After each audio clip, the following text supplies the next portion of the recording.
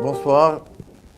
Donc nous allons faire le cours ce soir pour la Refoua Shelema de Eva Deborah Bat Liora Rachel, Kadosh Baruch Hu Yishlach la Refoua Shelema, et aussi pour Eva Deborah, non pardon, Ella Simcha Sarah Jacqueline Bat Vanessa Léa. Donc voilà, on va parler donc de Hanouka. Alors tout le monde a vu le titre. On n'est pas là seulement que pour manger des beignets. Alors je vous rassure, j'ai rien contre les beignets. Là, vous me voyez de face. Mais si vous me voyez de profil, vous allez vraiment comprendre que j'ai absolument rien contre les beignets. J'espère seulement qu'à la fin du cours, on comprendra pourquoi j'ai choisi ce titre et en fin de compte, qu'est-ce que ça veut dire qu'est-ce que veut dire ce titre. Hanouka, donc comme toutes les fêtes, les sujets sont très variés. On aurait pu parler de la symbolique de l'huile qui ne se mélange pas avec les autres liquides. On aurait pu développer donc le thème de l'assimilation. On aurait pu parler aussi sur un autre thème, une autre caractéristique de l'huile. Pourquoi l'huile s'allume et pas les autres liquides. Et développer donc le thème du Ness et du Teva, du miraculeux et du naturel. On aurait pu parler pourquoi 8 jours, développer le thème du naturel et du surnaturel, etc., etc. On aurait pu. Hanouka, il est plein. C'est une fête pleine de thèmes, de sujets variés, intéressants tous les uns plus que les autres. C'est une fête extraordinaire, une fête où il y a énormément à apprendre.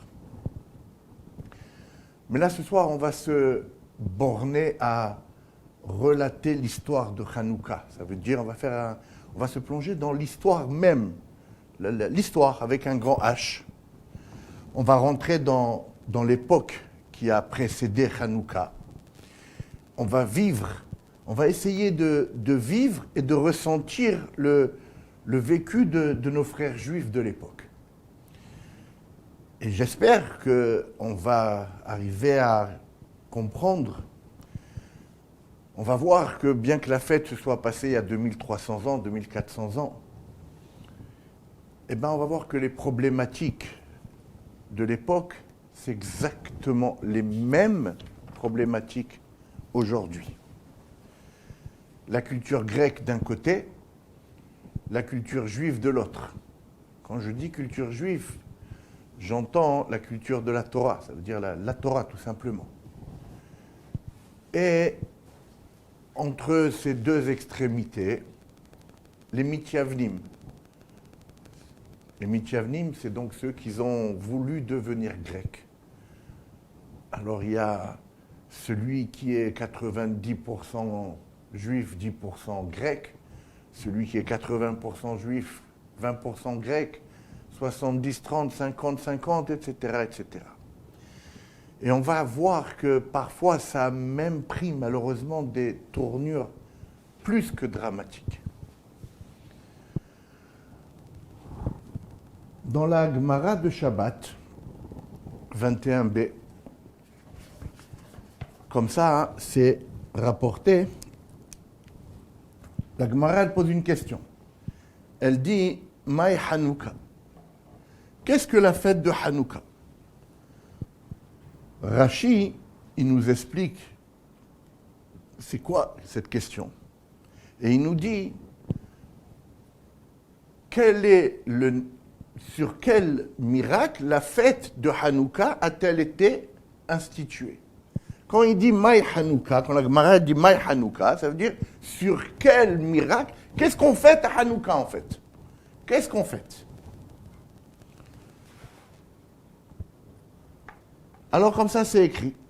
Tanoura Banan, comme ça il nous a enseigné les rabbins. Le 25 qui se lève, quand les Grecs ils sont rentrés dans le Echal, Timeu kol hashmanim, ils ont impurifié toutes les huiles qu'il y avait dans le Echal. Gavra malchut bet hashmonai venitzechum, et quand les Hashmonaïm ils ont gagné les Grecs, Badkou velo matsu elapach ehad shel shemen shaya munach bechotmo shel Kohen Gadol. Les Hashmonaïm, ils ont cherché, ils ont trouvé, il fallait tout de suite rallumer la menorah, et ils ont trouvé juste une fiole d'huile qui était encore avec le cachet du Kohen Gadol. Velo hayabo ela leadlik yom ehad, et avait donc juste assez pour allumer un seul jour. Ne'esa bones lehadliko mimeno shemona yamim. Et cette fiole, elle a duré pendant 8 jours. La menorah, le candélabre, il est resté allumé 8 jours. Les shana heret kav'um ve'asahum yamim tovim be'alel ve'odav. Et donc, à partir de l'année d'après, c'est devenu une fête. Ils ont institué une fête que jusqu'à aujourd'hui on fête. Alors, a priori, pourquoi on fête Hanouka? À cause de ce miracle, le Nes HaShemen. D'accord? Mais beaucoup de Chachamim, beaucoup de Mefarshim, ils ont fait remarquer que, attendez, c'était l'époque du Beth Amikdash. Le Beth Amikdash, il y avait tous les jours des miracles, un plus grand que les autres. Des miracles journaliers. Il y avait 10 miracles, comme ça s'écrit déjà dans la Mishnah. D'accord? Quand il y avait les korbanot, la fumée, par exemple, des korbanot, même s'il y avait des vents, et à Jérusalem, tout le monde sait que les vents, ça souffle. Eh bien, la colonne de fumée, il y avait sur le Misbéach, donc les bois, on allumait le feu pour brûler les sacrifices, et la fumée, elle montait droite. Mais alors, une règle, même si le vent souffle, il n'y a pas de toit au-dessus du Misbéach. Il pleut des cordes. Et à Jérusalem, quand il pleut. Le feu ne s'éteint pas. Etc., etc. Il y avait 10 miracles. Il n'y avait pas d'odeur de viande, il n'y avait pas de mouche malgré tout la viande et tout le sang. Jamais aucune femme n'a avorté. Les gens, quand ils faisaient Modim, ils étaient tous serrés. Pourtant, quand ils étaient mishtahavim, ils se prosternaient. Et bien, chacun avait la place de le faire sans toucher l'autre. L'endroit, il est élastique. Et ainsi, jamais personne n'a pas trouvé d'endroit où dormir. Alors que vous ne vous rendez pas compte, imaginez-vous tous les gens d'un pays et des alentours qui arrivent dans une ville et tout le monde trouve où dormir. Bref, on est habitué au miracle. Alors en vrai, c'est quoi on va fêter une fête. On va instituer une fête pour un miracle. C'est un de plus. Ça marche pas. Ça marche pas. Ah, alors peut-être c'est la victoire militaire. Ils n'étaient pas beaucoup. Ils ont commencé à 13. 13 frères. Ils ont amassé du monde avec eux, ils sont arrivés à 5000. La Gemara, elle raconte l'armée des Grecs, elle était faite de 1 500 000 personnes. Ah, alors voilà, ça doit être ça. Ça doit être ça. Le petit nombre qui gagne le grand nombre. Non, c'est pas ça. Pourquoi c'est pas ça? Parce que si c'était ça, mais alors tous les jours on a des fêtes. Tous les jours on a des fêtes. Combien de victoires on a gagnées? Combien de victoires militaires? Shimon, les Lévis, après qu'ils aient esquinté Shechem, Alors tous les autres rois se sont ligués contre eux. Et les enfants de Yosef, ils ont fait des guerres contre tous les gens des alentours. C'est même pas relaté dans la Torah, c'est des midrashim. Abraham, les guerres d'Abraham. Yoshua ben Nun, il a conquis Israël. Il a fait plein de guerres. C'est pas rapporté, il n'y a pas de fête. On est rentré en Eretz Israël, on a conquis Eretz Israël. Il n'y a pas une date, il n'y a pas une fête. Shimshon, David Ameler, combien de guerres il a gagné. Pourtant, il n'y a aucune fête. Notre truc, c'est plutôt d'aspirer au shalom. On n'est pas un peuple guerrier, ça veut dire on ne fête pas les fêtes, on ne fête pas les guerres. On ne fête pas les victoires. De plus, même le Ramban, il nous explique qu'il y a deux sortes de nissim. Il y a ce qu'il appelle le nes istabruti et le nes absoluti. Le nes istabruti, c'est un nes qui, voilà, c'est les probabilités, tout simplement. Voilà, il y a des probabilités. On ne peut pas dire, même dans tous les peuples, on a vu des victoires d'un petit nombre contre un grand nombre. Alors c'est clair, la probabilité est mince, elle est petite, mais c'est arrivé, et ça peut arriver. La Torah, elle ne parle pas de ces nissim-là. Par contre, les nes, la mer Rouge qui s'ouvre, oui, la Torah en parle. Alors donc, c'est clair que ce n'est pas à cause de la victoire militaire. Et donc, pour répondre à cette question, pourquoi on a fixé la fête de Hanouka, sur quelle naisse on l'a fixée, alors il nous faut donc revenir à l'époque de Hanouka, analyser ce qui s'est passé. Le premier Beth Amikdash, il a été détruit en 586 avant la Sphira. Et la majorité des Juifs, ils ont été exilés. En 538, toujours avant la Sphira, Koresh, un roi perse, il bat les Babyloniens et il déclare que tous les Juifs qui veulent revenir à Jérusalem peuvent le faire. Ils peuvent revenir. 516 avant la Sphira, on construit le deuxième Beth Amikdash. On arrive en 332, toujours avant la Sphira. Alexandre Moukdom, il bat les Perses, et les Juifs, ils sont maintenant sous domination perse. Et donc on voit que de 516 avant la Sphira, le Beth Amikdash est construit, la grande majorité des Juifs, elle est sur sa terre, et bien que nous soyons sous domination étrangère, les Juifs ont une autonomie parfaite, une autonomie entière. Ils pouvaient vivre sur leur terre suivant les lois de la Torah sans être aucunement dérangés. En 323 avant la Sphira, Alexandre Moukdon, il meurt. Et donc s'ensuivent des querelles pour sa succession.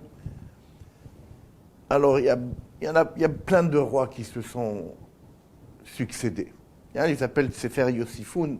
C'est de là que, grosso modo, je rapporte toutes ces choses-là.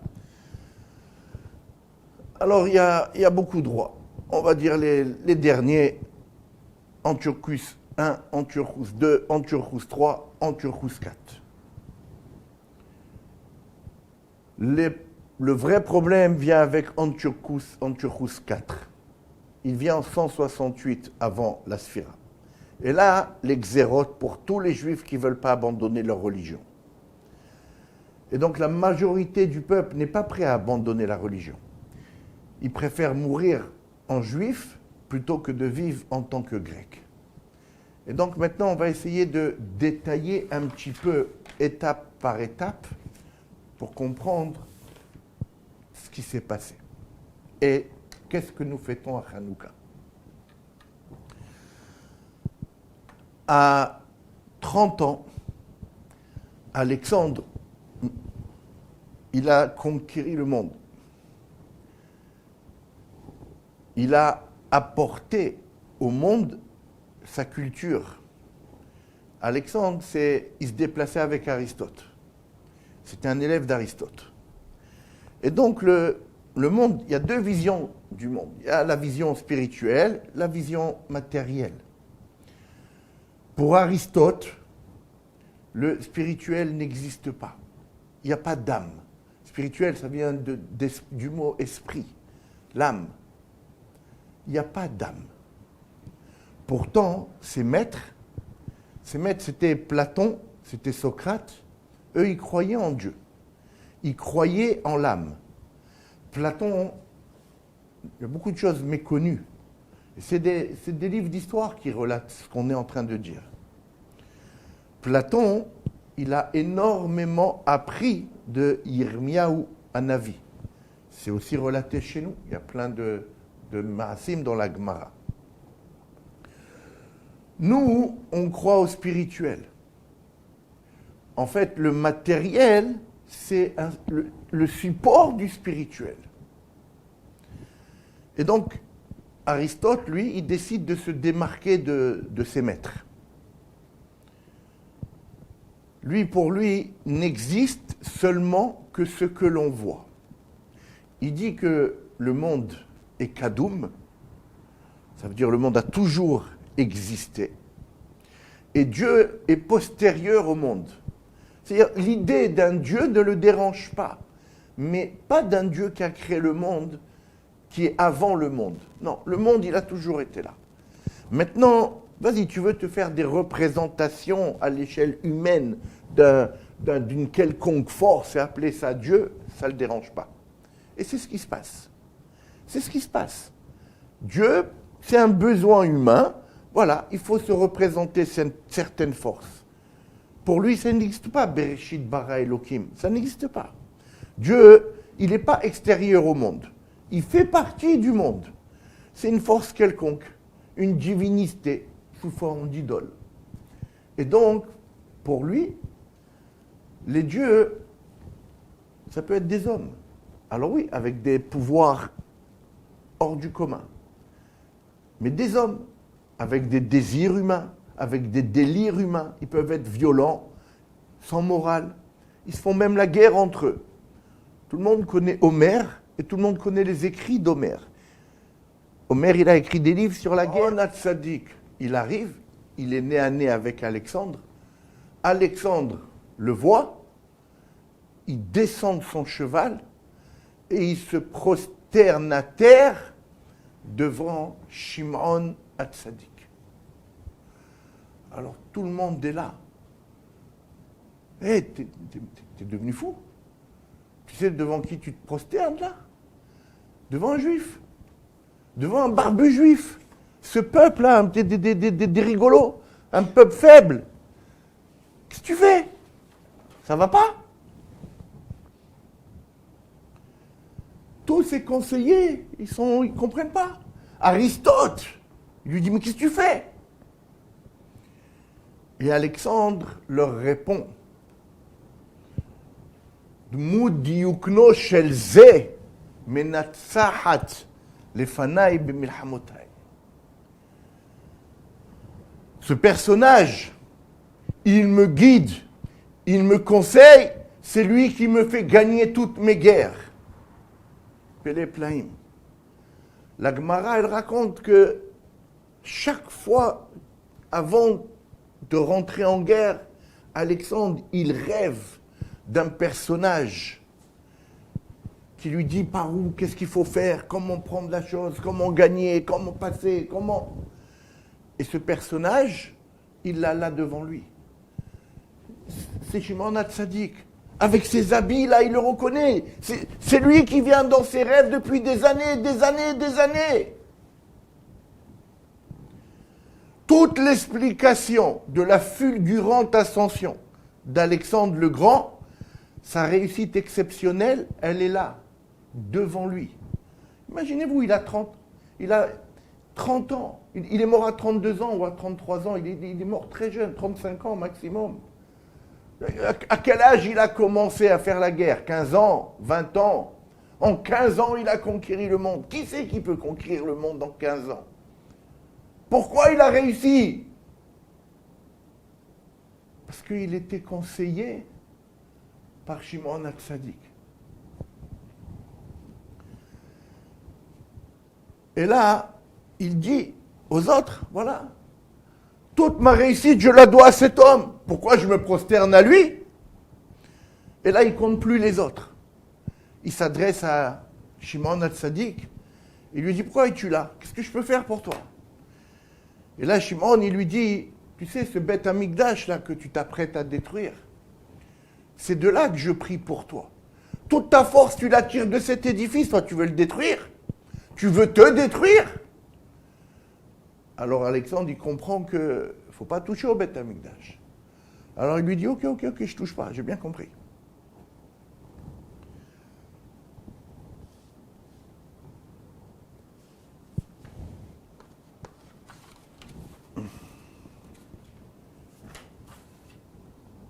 Alexandre, il décide donc de laisser les Juifs tranquilles. Il leur demande de mettre une statue de lui dans le Beth Amikdash. Shimon, il lui explique, pas possible. Demande-moi autre chose. Et tout ce qu'il lui demande, pas possible. Alors à la fin, il lui dit, tu sais quoi, voilà, moi je vais te proposer quelque chose.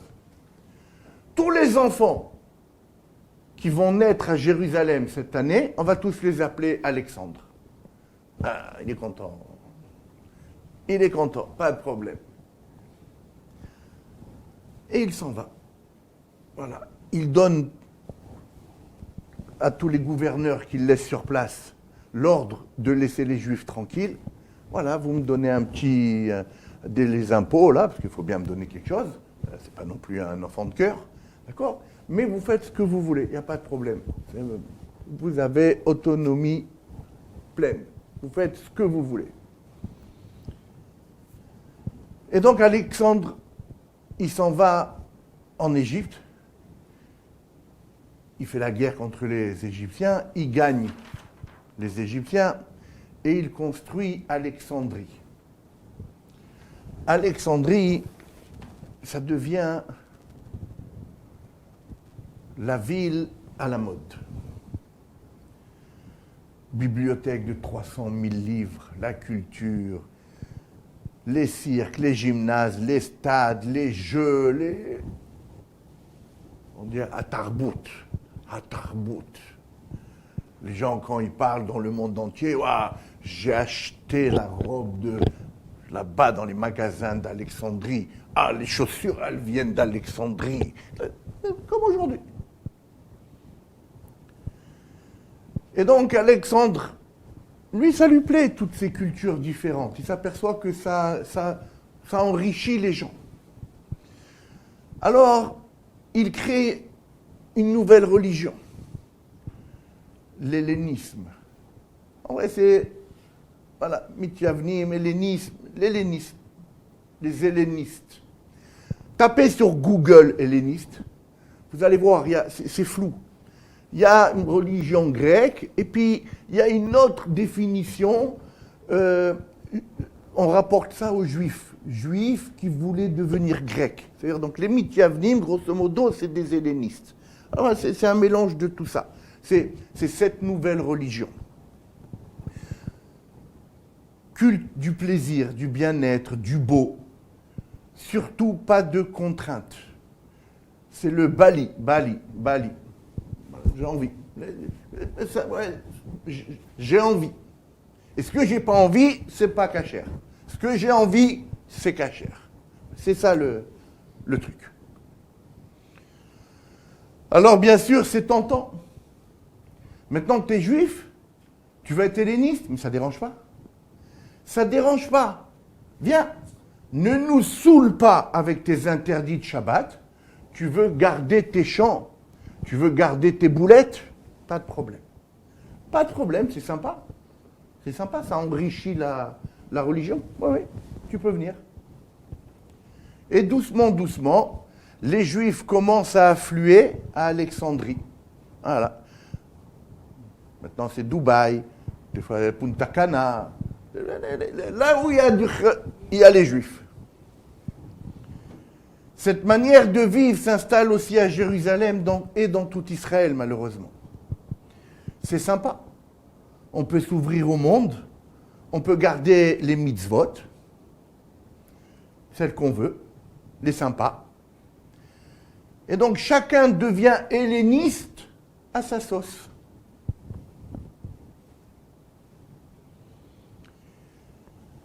On se rapproche du pouvoir, doucement, doucement. On veut ressembler aux puissants. Avant, il y avait les Juifs d'un côté et les autres de l'autre. Maintenant, non. Nous aussi, on veut rentrer dans le palais de l'Élysée, on veut rentrer là, on veut... Et donc, doucement, doucement, on veut prendre de la distance avec les barbus qui décidément ne comprennent rien. Ils veulent faire aucun effort pour changer, pour évoluer, pour vivre avec son temps. Et doucement, doucement, les plus riches, en général, arrivent à se mêler aux gens du pouvoir. Et donc, il y a des complots qui se trament pour introduire les fonctions jusque-là réservées aux Kohanim, comme par exemple encaisser les impôts parmi le peuple, s'occuper du service du temple, s'occuper des corbanotes. Alors les Juifs, ils arrivent, des Juifs aisés, ils arrivent à prendre, à savoir, à acheter les gens du pouvoir pour qu'ils changent les lois, les règles. Ils arrivent à les corrompre. Et maintenant, on a des Juifs X qui sont Kohen Gadol. Bref, se met en place une révolution culturelle à moitié religieuse, à moitié helléniste, à moitié juive, à moitié... Les gens simples, ils ne suivent pas. Les gens des villages, ils n'accrochent pas cette chose-là. D'une manière générale, c'est que l'élite. Et maintenant, occuper ces postes et s'y maintenir, ça coûte cher. Donc, ils commencent même à se servir dans le trésor du Beth Amikdash. C'est que de l'or. Ils commencent à faire fondre certains objets de service. Et voilà, c'est comme ça, sous tous les règnes. Après la mort d'Alexandre, Antiochus I, Antiochus II, Antiochus III, ça glisse, ça glisse. Vous savez, le Hafetz Haïm, il dit que les Goïm, ils profanent les Kodashim, que si les Juifs, eux-mêmes, ils ont déjà commencé à les profaner. Il dit par exemple, en 1930, en Pologne, on a interdit la shrita. Pourquoi on a interdit la shrita? Pourquoi en 1930, vers 1930, quoi, grosso modo, et pourquoi pas avant? Parce qu'avant, les Juifs mangeaient encore kasher. Mais dès que certains Juifs ont commencé à ne plus manger kasher, c'est là que ça vient la xéra de ne plus manger kasher. Si on se respecte, on est respecté.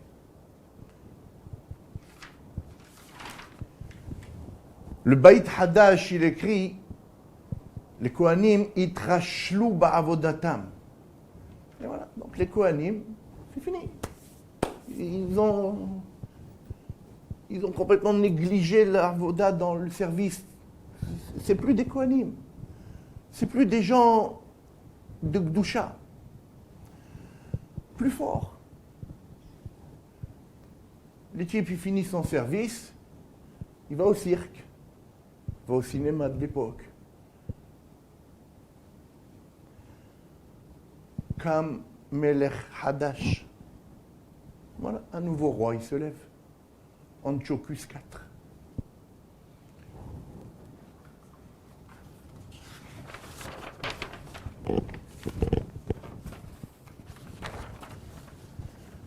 Les Grecs, ils sont embourbés dans le matériel. Même leur spirituel est sans élévation. Le culte du corps, du muscle, de la beauté physique. Les sciences, les mathématiques, la philosophie, sagesse, musique, mais tout ça sans vie intérieure, sans âme. En vrai, ils se conduisent comme des animaux. On ne va pas rentrer dans les détails. Vous savez, les chiffres, chez nous, ça dit énormément de choses. Le 6, c'est ce monde. C'est les limites du monde. En haut, en bas, à gauche, à droite, devant, derrière. Il y a le 7. Le 7, c'est le 6 plus l'âme. C'est-à-dire c'est les limites du corps plus l'âme. Et il y a le 8. Le 8, c'est le surnaturel. Et tout le combat, en vrai, il se situe à ce niveau-là. D'ailleurs, par la suite, ils ne détruisent pas le Beth Amikdash. Ils impurifient l'huile du Beth Amikdash. Ils veulent faire rentrer l'exérote, c'était de faire rentrer... On avait le droit de continuer à faire des corbanotes, mais il fallait que ça soit obligatoirement des hazirim, des cochons. Ça veut dire, c'est voilà, l'impureté. Ils n'acceptent pas le surnaturel, ils n'acceptent pas la Gdusha, ils n'acceptent pas le spirituel. Ils veulent la mort du spirituel, la mort de la religion. Garde ton folklore, le folklore il ne dérange pas, au contraire il est bienvenu. La notion de Gdusha elle n'existe pas. Une mitzvah comme les tefilines, ils ne comprennent pas. C'est quoi une mitzvah de tefilines quand on réfléchit en vrai? Même nous, est-ce qu'on la comprend réellement? La mitzvah des tefilines, je prends une bête, la peau d'une bête. Les tefilines, c'est la peau d'une bête. Les lanières, c'est la peau d'un animal. Le cuir d'une vache. Les parchemins qu'il y a dedans, ils sont écrits sur de la peau. Cette même peau de vache. Et c'est avec ça que je capte Akadosh Baruch Hu. Ça, on est fou? Non, on n'est pas fou.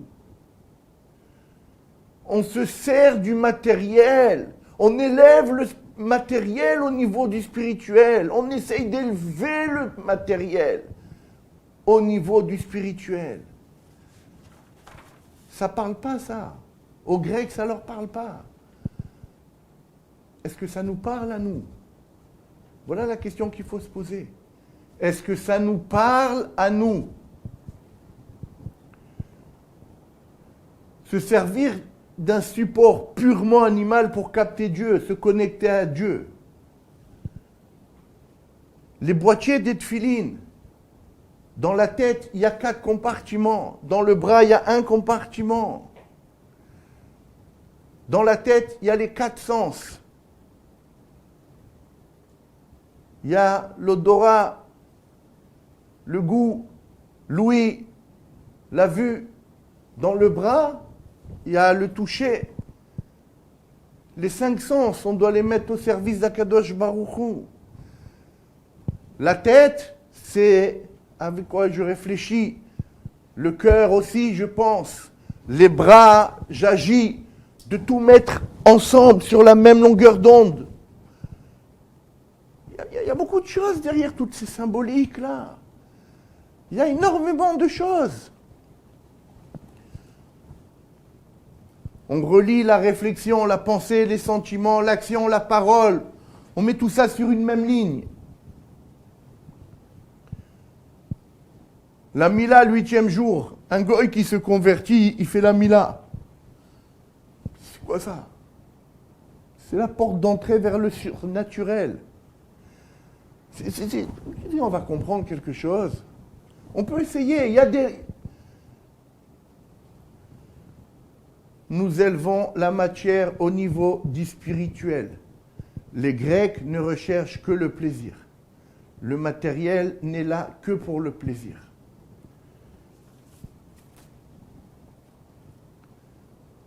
L'historien, il y a un historien, il s'appelle Klausner. Vous savez, Bémet, ceux qui parlent le mieux des Juifs, c'est les Goïs. Il a dit, chez les Juifs, tout ce qui est Kadosh, est beau. Chez les Grecs, tout ce qui est beau est kadosh. Culture de l'extérieur contre culture de l'intérieur, culture de l'esthétique, de l'apparence contre culture de l'authentique. Ce qui est moral est beau contre ce qui est beau et moral. Il y a des maisons où il y a des posters de sportifs, des posters de chanteurs. Et il y a des maisons où il y a des posters de rabbanim. Les Grecs, à Sparte, c'était une ville où on entraînait les gens depuis qu'ils sont petits à en faire des soldats. Tout celui qui naît, c'est pour l'armée. Le type qui n'est pas costaud, on le tue. Bébé déjà, depuis, t'es pas entier, tu ne sers à rien. Athènes, il y avait 70% des gens, c'était des esclaves. L'esclave, c'est un être humain qui vaut rien. Tu le tues, il vaut rien. Tu tues un chien, tu peux monter en mishpat. On peut t'amener devant un juge. Tu tues un esclave, ça vaut rien. La beauté physique, les athlètes, ils sont nus. Il n'y a pas de place pour les moches. On veut un monde parfait. Nous avons une autre définition de la beauté et de la perfection. La beauté, elle est employée pour les personnes qui cherchent la perfection dans les midot. La beauté est employée pour les vêtements du Kohen Gadol, les chavod ou le tifharet. Dans la Gemara de Kiddushin 49a, il est dit qu'il y a 10 mesures de beauté qui sont descendues dans le monde. 9, elles ont été données à Jérusalem, et une, elle a été donnée au reste du monde. Ça veut dire quoi? Là-bas, on qualifie Jérusalem de Aïr Shehoubera la Yahdav. Grosso modo, ça veut dire une ville qui réunit les antagonistes ensemble. Ça veut dire quoi? Comment on qualifie la beauté? Qu'est-ce qui nous fait dire qu'une chose, elle est belle? C'est des éléments qui sont parfois contraires, qui sont parfois complètement contraires les uns aux autres, et quand tu les mets ensemble, tu les places comme il faut, quand le pulse, il a tout été réuni, alors ça te donne une harmonie. Quand tu as toute l'image, alors, waouh, c'est beau. Un paysage, il est fait de plaines, de vallées, de montagnes, de soleil, de monts neigés. Il y a tout et son contraire. Et c'est l'ensemble de l'image qui te donne le beau paysage. Une personne, elle joue d'un instrument. C'est beau. Un orchestre symphonique, philharmonique, là. C'est sublime. Il y a des sons différents. Il y a 20, 30, 40, 50, 200 instruments. C'est sublime. Des éléments variés, contraires les uns aux autres. C'est eux qui, mixés ensemble, c'est eux qui créent la beauté. C'est ça, Aïr Shehoubera la Yahdav. Yerushalayim shel Mata, elle est reliée à Yerushalayim shel Mala. Le matériel et le spirituel, ils fusionnent ensemble, ou à Jérusalem, ou à l'endroit du Beth Amikdash. C'est pour ça que les Goïm, ils veulent détruire cet endroit-là. Les Goïm, ils ne veulent pas de cette beauté-là. Parce que cette beauté, elle oblige. Eux, ils préfèrent la beauté physique, la beauté plaisir, la beauté à 3 sous.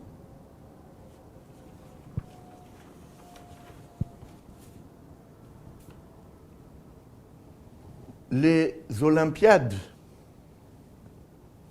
encore un mot grec, c'est plus loin, plus fort, plus vite, à tous les prix. Chez nous, c'est Ve'alarta bidrachav, ma'u rahum. On doit marcher comme Hachem. Hachem, il est miséricordieux, on doit être miséricordieux.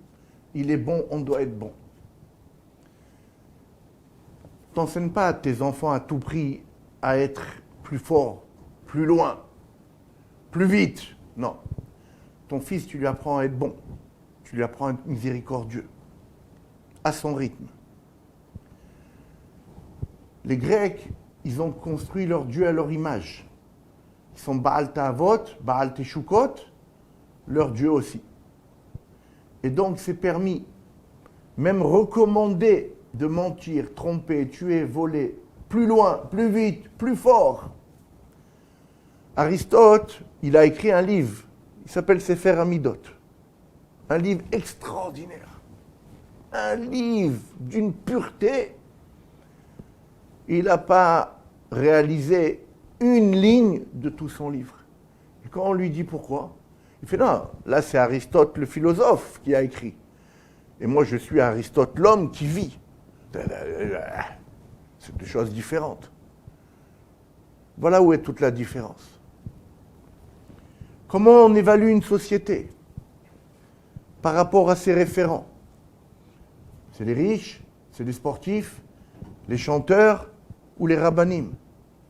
Qu'est-ce que tu dis à ton fils? À qui tu veux qu'il ressemble? Et doucement, doucement, les Juifs, ils ont glissé vers cette culture.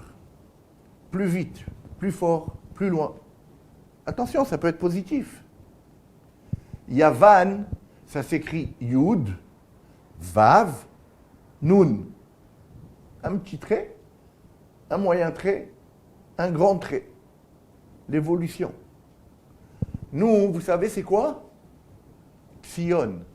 Jérusalem, c'est Sion. C'est Tzadik. Yud, Vav, Nun, Sophit. Nous aussi, il y a l'évolution. Nous aussi, c'est plus fort, plus loin, plus vite. Mais avec la tzidkout devant. Avec la justice devant. Avec Hachem devant. Avec des principes. Avec de la morale.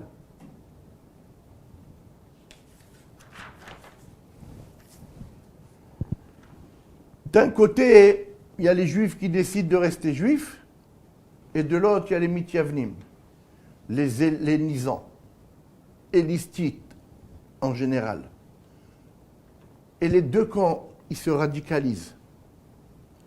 Au début, les Mithyavnim, ils voulaient prendre de la distance avec les Juifs qui sont restés religieux. En vrai, avec les Juifs qui sont restés Juifs. Et maintenant, ils veulent s'en débarrasser, quitte à les éliminer. Antiochus IV, c'est un mégalomane, c'est un être cruel. Les Mithyavnim, ils vont le voir et ils lui disent que les rabbanim ont prévu sa chute. Comme ça, c'est rapporté dans l'Agma, dans le Midrash, pardon. On peut se poser la question de savoir quel est l'intérêt de se conduire ainsi. Pourquoi les Juifs, ils vont dénoncer d'autres Juifs? Je ne sais pas. Pour se rapprocher du pouvoir, on veut montrer que nous, on n'est pas orthodoxes. On n'aime pas le premier de la classe parce que le premier de la classe, il oblige. Je veux faire ce que je veux quand je veux, mais je veux avoir la conscience tranquille. Alors je dois me débarrasser des objecteurs de conscience. La yeshiva de Volozhin, comment elle a été détruite? Le gouvernement russe, il avait décidé que maintenant dans les yeshivot, il faut aussi apprendre la langue russe. Alors les rabbanim, ils ont dit, on ne va pas le faire. D'accord, mais ils ne l'ont pas fait. Et les autorités russes, elles ont su qu'ils ne l'ont pas fait. Comment elles l'ont su? Comment elles ont su? Elles ont su parce qu'il y a des juifs qui ont été le dire aux autorités. Et les rabbanim, ils ont dit, tant pis. Tant pis. On arrête là, mais on n'apprendra pas le russe dans la yeshiva. La yeshiva n'est pas faite pour apprendre le russe. Et la yeshiva de Volozhin, elle s'est fermée. Et en vrai, Dieu merci qu'elle s'est fermée. Dieu merci. Parce que chacun, il a été ailleurs, et la Torah, elle a repris partout, partout dans le monde. Donc c'était un mal pour un bien. Est-ce que je dois vous rappeler que en Israël, malheureusement, voilà, dans les yeshivot, on doit apprendre les mathématiques, on doit apprendre l'anglais. On marche à l'envers, on marche sur la tête. Et donc, ils sont partis voir Antiochus, ils lui ont dit, voilà, les Juifs, ils veulent te faire tes problèmes, ils ont dit que c'est fini pour toi, tu vas tout. Et donc, on a commencé la chasse aux Juifs. Antiochus, lui, il a mis des idoles partout. Il veut des idoles partout. Il veut les offrandes, mais que ce soit des cochons. Ensuite, il interdit la Mila, il interdit le Shabbat, il interdit Rosh Chodesh. Alors là aussi, on peut parler pourquoi. Grosso modo, ça veut dire les trois, c'est notre identité. La Mila, c'est l'identité dans notre corps même. Le Shabbat, c'est notre identité. Tout le monde travaille. Ah, Shabbat, ce magasin, il est fermé. Ah, on sait que c'est un juif. Le calendrier, c'est lui qui fixe les fêtes. C'est lui qui fixe les fêtes, notre manière de se conduire toute l'année. Encore une fois, on revient sur notre identité. Vous savez, regardez, au début, on a parlé 586 avant la Sphira, 532 avant la Sphira. Si on avait parlé en quelle année c'était, 3300, 4000, personne n'aurait su situer les choses. Ça ne nous parle pas. C'est notre culture, c'est notre calendrier. Ça ne nous parle pas. Qui est capable de réciter les 12 mois du calendrier juif? Qui? En Israël, le Rav Yosef Ben Porat, il raconte, il a été à la banque. Il a été à la banque pour mettre un chèque, et le chèque, il a écrit, là où il vit, dans son quartier, tout ça. Les gens, ils sont tous religieux, donc ils écrivent avec le calendrier juif. D'accord, il a mis, voilà, le 3 Adar. Le banquier, il lui dit, c'est passé, ça va venir. Mais c'est grave. Rapporte que même Bialik et Ahada'am, ça veut dire les poètes juifs qui ont les premiers à vouloir assimiler, à changer la culture du peuple, même eux, cette chose-là, ils voulaient la garder. Ils disaient, mais c'est notre identité.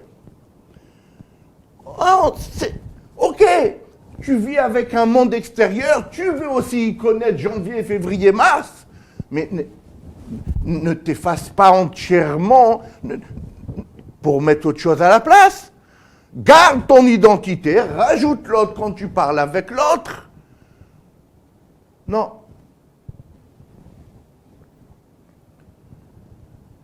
Et donc, il s'est passé des choses affreuses. Tout le monde connaît l'histoire de la grotte. Ça s'est passé 10 fois, 20 fois, 30 fois. Les Juifs, ils se sont réfugiés dans les campagnes, dans les montagnes. Et les Mithyavnim, ils courent après eux. Ils les cherchent, il faut les tuer, il faut les éliminer. Donc une fois, ils ont enfumé une grotte avec des centaines et des centaines de Juifs qui étaient à l'intérieur. Et ces Mithyavnim, c'est des Juifs eux-mêmes. Ça veut dire, c'était affreux, attention, il y avait aussi le contraire. Les Juifs se sont bagarrés entre eux. On va me dire non, mais il n'y a pas très longtemps non plus, c'était comme ça. En Russie, c'était comme ça. En Russie, les Juifs qui voulaient rester juifs, eh ben, il y avait des brigades juives. Trotsky, c'est un juif. C'était lui le chef de la milice juive qui punissait et qui envoyait les Juifs dans les goulags. Ça a toujours été comme ça, malheureusement. Des Juifs qui ont décidé de trouver grâce aux yeux des pouvoirs. Pourquoi?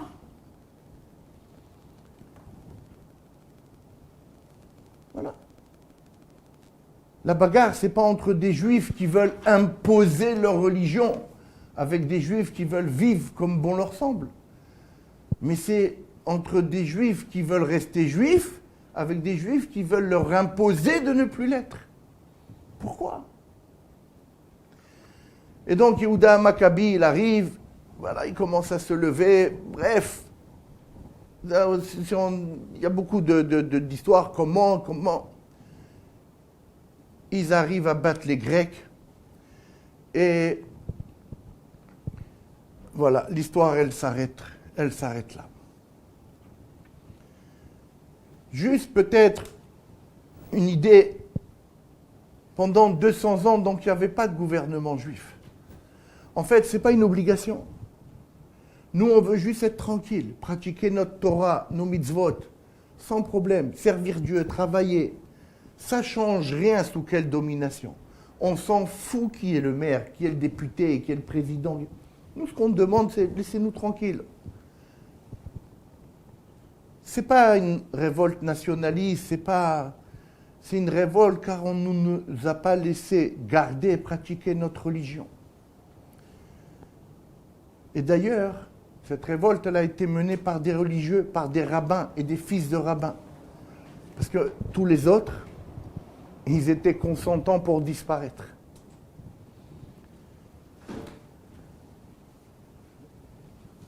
Vous savez, si on prend le globe terrestre, je finis avec ça. Si on prend le globe terrestre et on enlève, par exemple, je sais pas, n'importe quel pays de la carte, voilà, on prend le Portugal, on enlève le Portugal du globe terrestre, et on revient après 50 ans. Alors, on va trouver encore des gens qui parlent portugais. Si on revient après 100 ans, alors on en trouvera moins. Après 200 ans, très peu de chance. 500, 1000, 2000 ans, il n'y a plus rien. Il n'y a plus rien. On ne sait même pas que les Portugais ils ont existé. Nous, 2000 ans, on nous a enlevés, et après 2000 ans, on est encore là. Et on ne parle que de nous pendant toute cette période-là. Et pourtant, on nous a tapés, retapés. Il n'y a pas une génération où on ne nous a pas tapés. Pourquoi? Comment ça se fait? Quelle différence avec les Portugais? On n'a pas de terre, on n'a pas de pays, on n'a rien. On a notre Torah. Notre identité, c'est notre Torah. Un pays entier, vous l'enlevez, pourtant c'est un pays, c'est une nation, vous l'enlevez, vous le répartissez, vous revenez après, il n'y a plus rien. Ce n'est pas la notion de nation qui unit, c'est la Torah. C'est la Torah. Si par exemple, vous prenez n'importe quel homme en Israël, prenez le chef de l'armée, voilà le garant de la survie du peuple. Et prenez un religieux, un orthodoxe. Tous les deux, vous les prenez, vous les jetez sur une île déserte. Une île, elle n'est pas déserte, elle est habitée, mais elle est très loin, elle est loin de tout. Et on revient 200 ans après. Où il est l'autre? Il s'est fondu, son fils, il a épousé la voisine, son petit-fils, voilà. Il n'y a plus. Vous allez du côté de l'orthodoxe, il y a une école, il y a un mikvé, il y a une synagogue, il y a des petits barbus qui courent dans tous les sens. Qu'on le veuille ou qu'on ne le veuille pas, il faut accepter cette chose-là. Il faut accepter cette chose-là. Voilà pourquoi on fête Hanouka. Voilà pourquoi on fête Hanouka. Parce qu'il s'est trouvé des juifs qui ont à tout prix voulu rester juifs. Et c'est ça qu'on fête. Cette huile-là, Cette huile qui est restée, qui s'est restée allumée, c'est parce que nous, on s'est conduits. Ces Juifs-là se sont conduits d'une manière surnaturelle. Alors Hachem, il s'est conduit avec eux d'une manière surnaturelle. Il les a fait gagner d'abord. Ensuite, il a fait que cette huile, elle dure. Cette huile, pourquoi l'huile? Tout le monde connaît cette symbolique. L'huile, elle ne se mélange pas. L'huile, vous la mettez dans n'importe quel liquide. Elle fait des émulsions un peu partout, après elle remonte à la surface, elle ne se mélange pas. L'huile ne se mélange pas. On ne doit pas se mélanger. On doit arriver à comprendre que notre religion, c'est notre identité. Les goïms, ils le comprennent mieux que nous. Vous savez, Truman, le président des États-Unis, pendant la guerre 39-45, quand ils ont voté pour donner Israël, ce n'était pas du tout ce qui était prévu. C'est lui qui raconte. Je n'invente rien. C'est lui, Truman, qui a raconté ça. Après qu'il a été président, pas pendant, après. Il a dit, au départ, le vote à l'ONU pour Israël, il devait être négatif. Quel intérêt? Lui, il a intérêt avec le pétrole, avec l'OPEP, avec ils ont du... À la dernière seconde, il reçoit un coup de téléphone, le type qui devait parler, l'ambassadeur là-bas. Le président Truman, il lui dit « dis oui ». « Dis oui ». Et il a dit oui. Quand lui, après des années, donc il explique pourquoi, il a vous savez, là-bas, il y a beaucoup l'église, les machins, ils vont à l'église tous les dimanches. Et donc, dans la Bible, là, ce qu'il faisait, il parle d'Israël, et le Messie, et donc il a dit, voilà, c'est écrit dans la Bible, et c'est eux qui vont amener la délivrance au monde, le peuple juif. Et je voulais avoir une part à cette chose-là. Voilà ce que lui, il a vu dans l'État d'Israël qui devait naître. Plus fort que ça, regardez ce qu'il a dit. Il a dit, après, il a dit ça quand il a été en visite en Israël, aux rabbanim qui l'ont amené au Kotel. Ils discutaient, et il leur dit, la raison aussi pour laquelle j'ai dit oui, c'est parce que, voilà, vous êtes un peuple le monde est en guerre. Et il faut un peuple qui rapporte le shalom. Et c'est écrit dans la Bible que c'est vous qui devez apporter la paix, c'est vous qui devez apporter le Messie, c'est vous qui devez. Voilà pourquoi Truman, il a dit oui. Et nous, aujourd'hui, les goïs, ce qu'eux, ils comprennent, nous, on ne le comprend pas. Le roi du Maroc, il n'y a pas très longtemps, il y avait la sécheresse au Maroc. Il a téléphoné, il a appelé les rabbanim d'Eretz Israël, prier pour le Maroc pour que la pluie, elle tombe. Les goïms, ils voient ça chez nous, ils savent qu'on est un peuple à part. Pourquoi nous, on ne le sait pas? Pourquoi il y a toujours, chez nous, pourquoi on essaye toujours de vouloir ressembler aux autres? Pourquoi on ne comprend pas ce que les goïms, comme si comme ça, pour eux, on est des juifs. Alors, vis comme un juif. Sois la lumière du monde. Et c'est pour ça qu'on allume les nérodes de Hanouka. Mais surtout et avant tout, venez, on s'allume. Venez, nous, on apprend à rayonner. Voilà pourquoi on est là. Alors, si maintenant on a compris tout ça, alors on peut aussi manger les beignets. Hanouka Sameach.